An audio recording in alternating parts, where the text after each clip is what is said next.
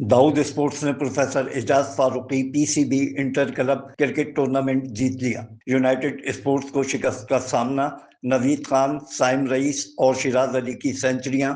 एजाज फारूकी ने खिलाड़ियों में इनामात तकसीम किए। पीसीबी की हिदायत पर original cricket association Karachi zone 2 के ज़ेर एहतमाम मुनक्किदा professor Ejaz Farooqi PCB inter club league cricket tournament के फाइनल में दाऊद स्पोर्ट्स ने यूनाइटेड स्पोर्ट्स को 121 रन से शिकस्त देकर टूर्नामेंट जीतने का एजाज हासिल कर लिया। तकरीब से खिताब करते हुए उन्होंने कहा कि क्लब क्रिकेट के फरोग में हमेशा अपना किरदार अदा किया है।